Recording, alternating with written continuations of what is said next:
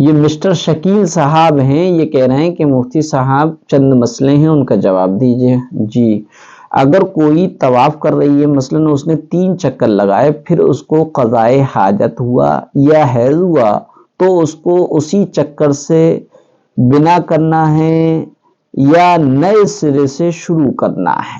ایک سوال۔ دوسرا سوال، حیض والی عورت سعی کر سکتی ہے؟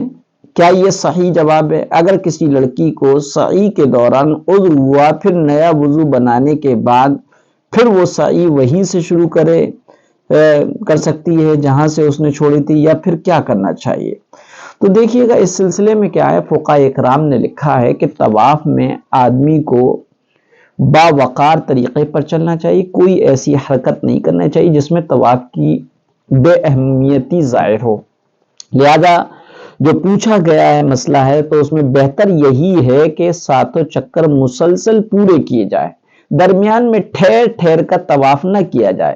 لیکن یہ کوئی واجب درجے کا حکم نہیں ہے کہ اس کے خلاف ورزی سے، یعنی کوئی ٹھہر ٹھہر کر طواف کرے یا درمیان میں گیپ کر لے تو اس کی وجہ سے دم یا صدقہ واجب نہیں ہوگا۔ لہذا اگر کوئی درمیان میں تھوڑی دیر ٹھہر کر سستا لے تو اس کی گنجائش ہے، اور اگر کوئی عذر ہو تو درمیان میں کچھ دیر رکنے میں بھی کوئی مضائقہ اور حرج نہیں۔ اگر طواف کے دوران وضو ٹوٹ جائے تو اسی جگہ طواف کا سلسلہ روک دینا لازم اور ضروری ہے، اور وضو کر کے وہیں سے طواف کی تکمیل کی جا سکتی ہے، وہیں سے اسی چکر سے اسی پر بنا کر لے۔ لیکن بہتر یہ کہ شروع سے طواف دوبارہ کر لیں۔ طواف کے دوران بھی وضو ٹوٹ جائے تو طواف کا سلسلہ وہیں روک دینا ضروری ہے، کیونکہ طواف کے لیے وضو کا ہونا ضروری ہے، اور وضو کر کے جس جگہ سے چھوڑا ہے وہیں سے طواف کی تکمیل کریں، اور احتیاط یہ کہ حجر اسود سے شروع کریں تو زیادہ بہتر ہے۔ اب رہی بات کہ اگر عورت جو ہے حالت حیض میں نہ طواف کرتے ہوئے یا سعی کرتے ہوئے اس کو حیض آ جاتا ہے، تو نفلی طواف کے دوران اگر ماہواری اور حیض آ جائے تو طواف وہیں چھوڑ دینا چاہیے، چاہے 3 سے کم چکر لگائے لیے ہوں یا 3 سے زیادہ لگا لیے ہوں۔ پاک ہو جانے کے بعد اس طواف کا اعادہ کرنا واجب ہو جاتا ہے۔ ہاں، اگر ماہواری آ جانے کے باوجود طواف مکمل کر لیا تو اس صورت میں اس خاتون پر ایک دم لازم ہوتا ہے۔ البتہ اگر دم دینے سے پہلے پاکی کی حالت میں اس طواف کا اعادہ کر لیا جو حیض کی حالت میں کر لیا تھا، تو اس صورت میں دم ساقط ہو جائے گا۔ لہذا پاک ہونے کے بعد نفلی طواف کا اعادہ کر لیا جائے، اعادہ نہ کرنے کی صورت میں دم لازم ہوگا۔ اسی طریقے سے سعی کرتے وقت وضو ٹوٹ جائے تو یاد رکھا جائے کہ سعی کے لیے وضو کا ہونا ضروری نہیں، لہذا بغیر وضو کے بھی سعی کی جا سکتی ہے۔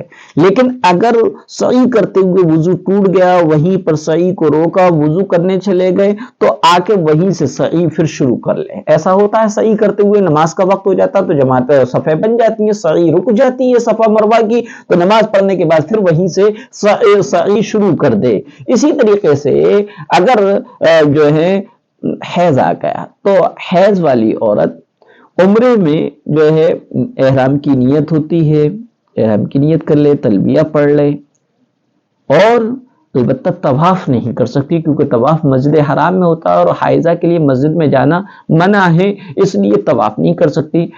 حیض سے پاک ہونے پر طواف کر لے۔ ہاں، صفا مروہ کی جو سعی ہے اس کے لیے پاک کی شرط نہیں ہے، وہ حیض کی حالت میں بھی کی جا سکتی ہے، اس کے بعد قصر بھی کیا جا سکتا ہے۔ بہرحال اگر کسی عورت کو حالت احرام میں حیض آ جاتا ہے اور عمرے کا احرام باندھا ہے، یا احرام باندھنے کے بعد آیا یا احرام باندھنے سے پہلے کوئی عورت حائض آئے، مثلا گھر سے مکہ مکرمہ کے لیے نکلے، اسی وقت حیض تھا اور اسی حالت میں احرام باندھنا پڑا، یا احرام باندھنے کے بعد حیض آ گیا تو مکہ مکرمہ میں جائے اور وہاں پاک ہونے کا انتظار کرے، اور پاک ہونے کے بعد غسل کر کے عمرہ کر لے۔ لیکن اگر واپسی سے پہلے حیض سے پاک ہو کر उम्रा करने की कोई सूरत ना हो, यानी वीजा बढ़ाने की, या जो है मक्का से मदीना चले जाएंगे, या महरम के साथ रहने की कोई सूरत नहीं है, तो ऐसी सूरत में मजबूरन हालत हैज ही में उम्रा कर ले और हुदूद हरम में एक दम और कुर्बानी दे दे।